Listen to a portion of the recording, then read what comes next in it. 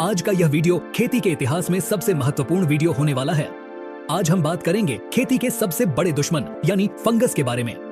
अक्सर हम देखते हैं कि किसान भाई बिना बीमारी की पहचान किए बाजार से महंगी दवाइयां लाकर डाल देते हैं, लेकिन रिजल्ट नहीं मिलता। इसका कारण है सही जानकारी की कमी। आज के इस विशेष एपिसोड में हम फंगस का पूरा विज्ञान समझेंगे।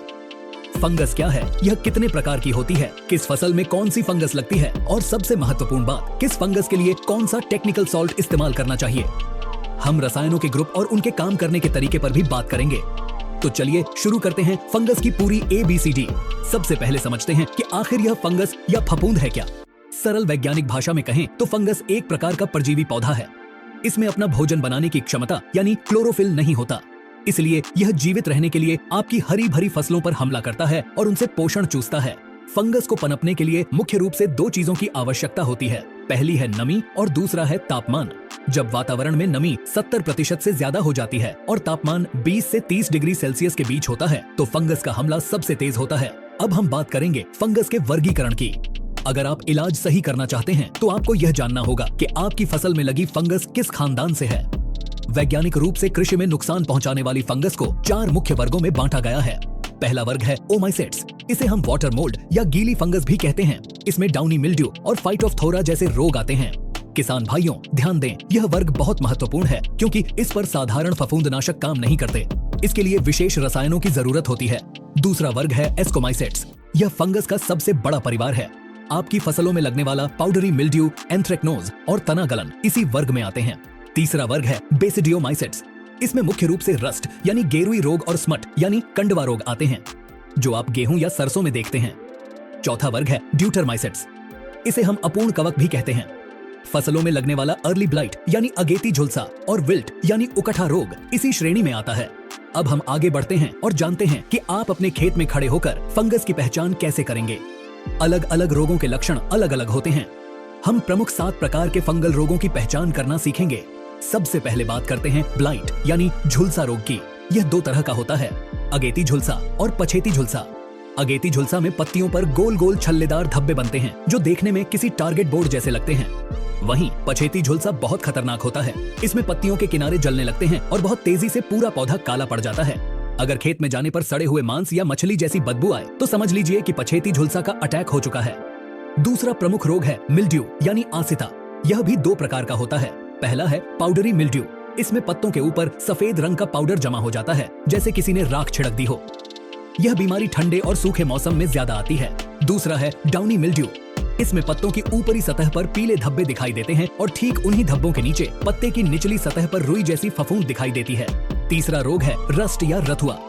यह मुख्य रूप से गेहूं, मटर और लहसुन में देखा जाता है। इसमें पत्तियों पर लोहे के जंग जैसे लाल, पीले या काले रंग के पाउडर भरे फफोले बन जाते हैं। जब आप इसे हाथ से छूते हैं तो यह पाउडर आपकी उंगलियों पर लग जाता है। चौथा रोग है विल्ट या उकट्ठा। यह जड़ से जुड़ा रोग है। इसमें पौधा ऊपर से तो हरा रहता है लेकिन अचानक मुरझाकर सूख जाता है। यह फ्यूजेरियम नामक फंगस से होता है।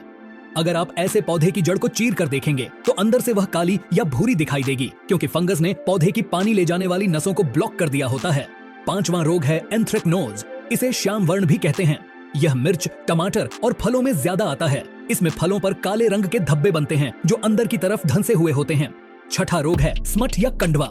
यह अनाज वाली फसलों में होता है। इसमें दाने की जगह काला पाउडर बन जाता है, जैसे गेहूं का लूज स्मट या धान का फॉल्स स्मट, जिसे हम हल्दी रोग भी कहते हैं। 7वां रोग है डैम्पिंग ऑफ या आर्द्र गलन। यह बीमारी नर्सरी की अवस्था में आती है। इसमें नन्हे पौधे जमीन की सतह के पास से गल जाते हैं और गिरकर मर जाते हैं। अब हम वीडियो के सबसे विस्तृत भाग की ओर बढ़ते हैं। हम एक एक करके प्रमुख फसलों की बात करेंगे और जानेंगे कि किस फसल में कौन सी फंगस सबसे ज्यादा नुकसान पहुंचाती है और उसका स्पेसिफिक इलाज क्या है। सबसे पहले बात करते हैं भारत की प्रमुख फसल धान की। धान में फंगस के 3 सबसे बड़े दुश्मन हैं, ब्लास्ट, शीट ब्लाइट और फॉल्स स्मट। ब्लास्ट रोग में पत्तियों पर आंख के आकार के धब्बे बनते हैं जो बीच से राख के रंग के और किनारे से भूरे होते हैं। इसके इलाज के लिए आप ट्राइसाइक्लाजोल 75% WP का इस्तेमाल कर सकते हैं। दूसरा है शीट ब्लाइट। इसमें तने पर सांप की केचुल जैसे बड़े बड़े धब्बे बन जाते हैं। इसके लिए हेक्साकोनाजोल या वैलिडामाइसिन का प्रयोग सबसे अच्छा रहता है। तीसरा है हल्दी रोग। इसके लिए कॉपर ऑक्सीक्लोराइड या प्रोपिकोनाजोल का छिड़काव बालियां निकलने से पहले करना चाहिए। अब बात करते हैं गेहूं की। गेहूं में सबसे ज्यादा डर रस्ट यानी गेरुई का होता है। पीला रथवा, भूरा रथवा और काला रथवा। पीला रथवा में पत्तियों पर पीले रंग की धारियां बन जाती हैं। जैसे ही आपको यह लक्षण दिखें, तुरंत प्रोपिकोनाजोल 25% EC या टेबुकोनाजोल का छिड़काव करें। गेहूं में करनाल बंट भी एक समस्या है, जिससे बचाने के लिए बीज उपचार बहुत जरूरी है। अब आते हैं सब्जियों पर। आलू और टमाटर, इन दोनों फसलों का सबसे बड़ा काल है लेट ब्लाइट यानी पछेती झुलसा। अगर मौसम में कोहरा है और बादल छाए हुए हैं तो किसान भाइयों को बहुत सतर्क रहना चाहिए। बचाव के लिए मैकोजेब 75% का छिड़काव करते रहें। लेकिन अगर बीमारी आ गई है तो आपको साइमोक्सानिल और मैकोजेब के मिश्रण या फिर डाइमेथोमोर्फ जैसे रसायनों का प्रयोग करना होगा। मिर्च की फसल में सबसे ज्यादा समस्या आती है डाइबैक और फ्रूट रॉट की। डाइबैक में टहनियां ऊपर से नीचे की ओर सूखने लगती हैं। इसके लिए एजोक्सिस्ट्रोबिन और डाइफेनोकोनाजोल का कॉम्बिनेशन बहुत अच्छा काम करता है। दलहनी फसलों जैसे चना और अरहर में सबसे बड़ी समस्या उकठा रोग की है। उकठा रोग का कोई भी रासायनिक इलाज खड़ी फसल में 100% कारगर नहीं है। इसका सबसे अच्छा उपाय है बीज उपचार। बीज को ट्राइकोडर्मा विरिडी या कार्बेंडाजिम से उपचारित करके ही बोएं। अगर खड़ी फसल में समस्या आती है तो आप कॉपर ऑक्सीक्लोराइड की ड्रेंचिंग कर सकते हैं, यानी दवा का घोल बनाकर जड़ों में डाल सकते हैं। अब हम वीडियो के उस हिस्से पर आते हैं जो आपको एक एक्सपर्ट किसान बनाएगा। हम बात करेंगे फफूंदनाशकों यानी फंगीसाइड के प्रकार और उनके काम करने के तरीके की। बाजार में सैकड़ों नाम से दवाएं आती हैं, लेकिन वे मुख्य रूप से 3 श्रेणियों में काम करती हैं। पहली श्रेणी है कॉन्टैक्ट फंगीसाइड यानी संपर्क फफूंदनाशक। जैसा कि नाम से पता चलता है, ये दवाएं फंगस के संपर्क में आते ही उसे मार देती हैं। ये दवाएं पत्तों के ऊपर एक कवच बना देती हैं। इनका असर 7 से 10 दिन तक रहता है। इसके प्रमुख उदाहरण हैं मैनकोजेब, जिसे आप M45 के नाम से जानते हैं। दूसरा है कॉपर ऑक्सीक्लोराइड, जो फंगस और बैक्टीरिया दोनों को मारता है। तीसरा है सल्फर, जो पाउडरी मिल्ड्यू के लिए सबसे सस्ता और अच्छा है। और चौथा है क्लोरोथैलोनिल, जो सब्जियों के लिए बेहतरीन है। कॉन्टैक्ट फंगीसाइड का इस्तेमाल हमें बीमारी आने से पहले बचाव के रूप में करना चाहिए। दूसरी श्रेणी है सिस्टमिक फंगीसाइड यानी दैहिक फफूंदनाशक। ये दवाएं बहुत आधुनिक हैं।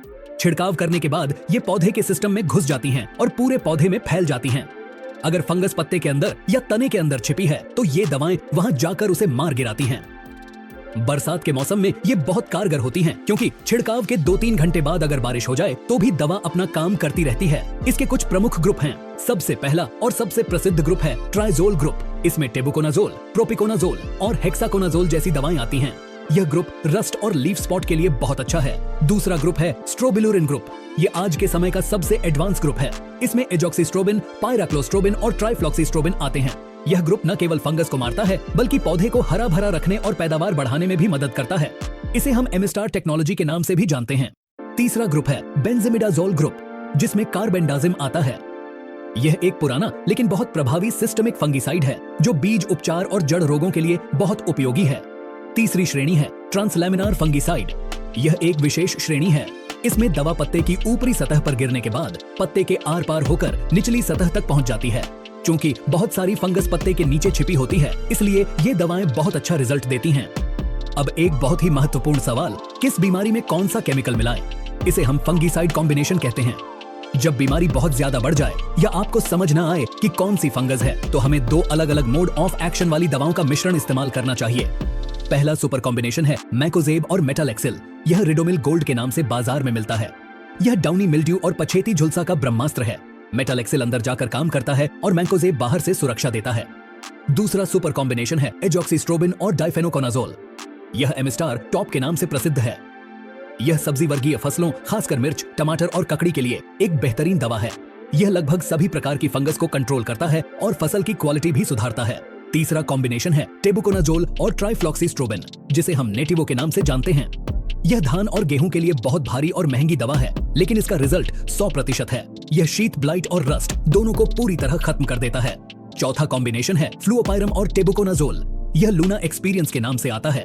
यह नई जनरेशन की दवा है जो मुश्किल से मुश्किल फंगस को भी कंट्रोल करने की क्षमता रखती है। किसान भाइयों, रसायनों के अलावा जैविक खेती में भी फंगस का बहुत सटीक इलाज है। अगर आप रसायनों से बचना चाहते हैं या अपनी मिट्टी को सुधारना चाहते हैं तो बायो फंगीसाइड का प्रयोग करें। इसमें सबसे प्रमुख है ट्राइकोडर्मा विरिडी। ट्राइकोडर्मा एक मित्र फफूंद है। यह मिट्टी में मौजूद हानिकारक फंगस को अपना भोजन बना लेती है। बुवाई से पहले 1 एकड़ खेत के लिए 2 किलो ट्राइकोडर्मा को 100 किलो गोबर की खाद में मिलाकर खेत में बिखेर दें। इससे उकठा और जड़ गलन की समस्या 70% तक कम हो जाती है। दूसरा जैविक हथियार है स्यूडोमोनास। यह एक बैक्टीरिया है जो फंगस को रोकता है। इसका उपयोग बीज उपचार और खड़ी फसल में छिड़काव दोनों के लिए किया जा सकता है। यह धान के ब्लाइट और बैक्टीरियल रोगों में बहुत अच्छा काम करता है। अब वीडियो के अंतिम चरण में हम आपको स्प्रे करने की सही तकनीक और सावधानियों के बारे में बताएंगे जो दवा के असर को दोगुना कर सकती हैं। सबसे पहली सावधानी है पानी का पीएच। फफूंदनाशक दवाओं का असर पानी के पीएच पर निर्भर करता है। स्प्रे के लिए इस्तेमाल होने वाले पानी का पीएच 6 से 7 के बीच होना चाहिए। अगर पानी ज्यादा क्षारीय है तो दवा फट सकती है या उसका असर कम हो सकता है। दूसरी बात, स्टिकर का प्रयोग। फंगस की दवा के साथ हमेशा सिलिकॉन आधारित स्टिकर या स्प्रेडर का इस्तेमाल जरूर करें। फंगस के बीजाणु अक्सर पत्तों के नीचे या ऐसी जगहों पर होते हैं जहां दवा आसानी से नहीं पहुंचती। स्टिकर दवा को पूरे पत्ते पर एक समान रूप से फैला देता है और उसे चिपका देता है, जिससे बारिश होने पर भी दवा धुलती नहीं है। तीसरी बात, नोजल का चुनाव। फंगस के लिए हमेशा हॉलो कोन नोजल का इस्तेमाल करें क्योंकि यह बहुत बारीक फुहारे बनाता है जिससे पौधे के हर हिस्से पर दवा पहुंच जाती है। चौथी बात, दवा बदलने का नियम। कभी भी एक ही टेक्निकल का इस्तेमाल बार बार न करें। अगर आपने पहली बार टेबुकोनाजोल डाला है तो अगली बार एजॉक्सिस्ट्रोबिन का प्रयोग करें। बार बार एक ही दवा डालने से फंगस में प्रतिरोध क्षमता विकसित हो जाती है और दवा काम करना बंद कर देती है। इसे हम रेजिस्टेंस मैनेजमेंट कहते हैं। अंत में मैं यही कहना चाहूंगा कि फंगस से लड़ने के लिए सिर्फ दवा नहीं बल्कि सही समय और सही पहचान सबसे जरूरी है। अपनी फसल का नियमित निरीक्षण करें। जैसे ही कोई लक्षण दिखे तुरंत विशेषज्ञ की सलाह लें या हमारे बताए गए लक्षणों से मिलान करें। खेत में साफ सफाई रखें और फसल चक्र अपनाएं। एक ही खेत में बार बार एक ही फसल न लगाएं। किसान भाइयों, हमने पूरी कोशिश की है कि इस वीडियो में फंगस के विज्ञान से जुड़ी हर छोटी बड़ी जानकारी आप तक पहुंचाई जाए। यह जानकारी बहुत शोध और अनुभव के बाद तैयार की गई है। अगर आप इन तरीकों को अपनाते हैं तो निश्चित रूप से आपकी खेती की लागत कम होगी और उत्पादन बढ़ेगा। अगर आपको यह जानकारी ज्ञानवर्धक लगी हो तो इस वीडियो को लाइक करें और अपने साथी किसान भाइयों के साथ शेयर जरूर करें ताकि वे भी अपनी फसल को बचा सकें।